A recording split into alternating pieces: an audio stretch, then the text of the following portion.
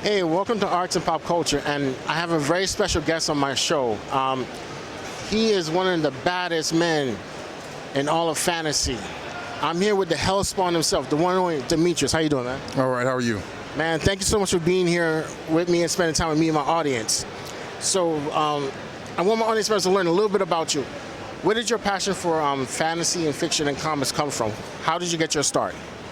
My mom wanted me to be able to read well, so she didn't really care where I got the excitement from. So while we were on a lot of trips to Florida, because my parents are from Florida and whatnot, we were on the I-95 corridor, and a lot of thrift stores, flea markets had 50-cent comic books, so there was like a lot of Marvel's What If, or basically the start of where I started reading a lot of comic books, and then becoming enamored with the characters came from collecting the 93 Fleer and Flare X-Men cards, and really all the Marvel Fleer and Flare cards. And then from there, that's when the 93 X-Men show came out, as well as Batman the Animated Series, and then Power Rangers in that same year. So that's where that ball got rolling as far as the comics part. Everything else came before then, as far as like Transformers, G.I. Joe, Masters of the Universe, Mask, all that stuff was just something I watched. Holy shit, man, you're from my age group. I'm old, I'm 42. Yeah, I'm 42 too. All right. Yeah. I actually met some of those actors from Transformers, G.I. Joe, even Thundercats. Right. All right. So I see you have your own program going on, the Blurred Station. Was that like a labor of love, or was it very easy to get start up? So several years ago, I was asked to. Okay. The owner of Blurred Station, Kevin Murphy, approached me on TikTok about 3 or 4 years ago now, because he said that I've got some Netflix executives following me, and he's been trying to get something off the ground. And these executives told him that if there's anything that you're trying to get to the Blurred community, Hellspawn is the guy that you need to talk to.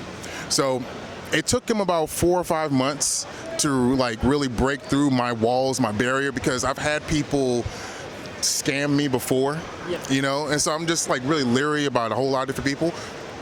And I became a believer of what Blurred Station could provide to the Blurred community.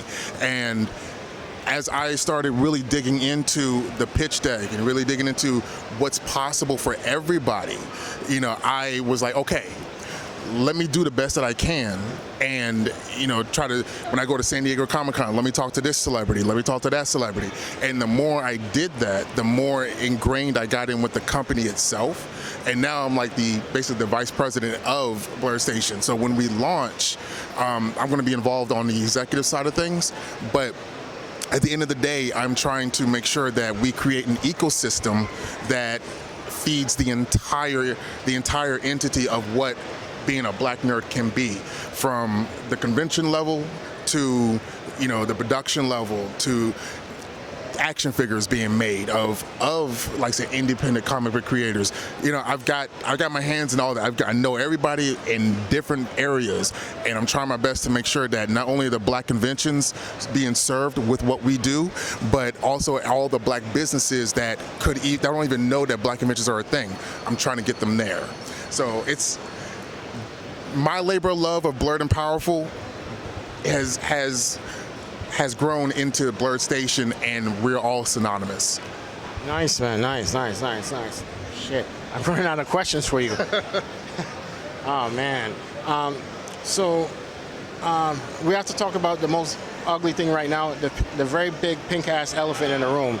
So a lot of black and manga artists are constantly complaining behind the scenes that black cosplayers don't show no love towards their properties, but they'll show love towards properties like Dragon Ball Z, Superman, Spider-Man. They'll dress up as those characters, but they won't dress up as black-owned and black-created characters. What are your thoughts on that? Well, for one, I know that there are a lot of cosplayers that do cosplay as independent black creators, or independent black comic book characters, but they just don't have a lot of traction. And they don't have a lot of traction because a lot of people don't know that that's a character, right?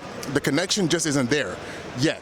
So in my opinion, instead of just cosplaying a character that people don't know anything about because he's a black indie, why don't I work on the backside of things and get them produced to a place where everyone would know about the character, not just through cosplay, but by them actually having either an animated series or right, you know, let me help on that end because that seems to be more my lane than just cosplay. You know, I'm not going to sit here and say that they are not right for wanting more of a saturation of cosplayers to do this thing, but if I see that I have the ability to not only get them paid, you know, but also get them on a level of more of a proliferation, like get them seen by more eyes than just by cosplay, then I think that will help them out more than just me putting on a character's costume. And there's so many different ways that I think that a comic book creator could contribute, but I'm not asking them to. The only thing I'm asking them to is talk to me, give me your audience so that we can get you on a higher echelon than where you are now, so that we're not worried about cosplay, we're worried about seasons of your show's budget. Like let's think a little bit higher than just the cosplay. Well, you know what? You gave me a great idea, and that's something we can work on right now today at Anime NYC. After we're finished recording, of course. Well, thank you so much for that. That was very eye-opening because there is definitely still a lot of talk going on behind the scenes, but thanks to you, you were able to bring it to the forefront so people can understand where you're coming from. Because there is a lot of talk, but now there's an answer for this talk. Right. So, do you have a final message for the fans out there? Honestly, love what you love and do what you want to do. Just make sure you do it to the best of your ability and don't half-ass it. Y'all heard what the man said. Don't half-ass shit. Demetrius, thank you so much for your time. Thank you so much for spending time with my audience. Keep kicking ass and taking no prisoners. Thank you. Appreciate you. All right, guys. That's a wrap. Until next time. Bye-bye.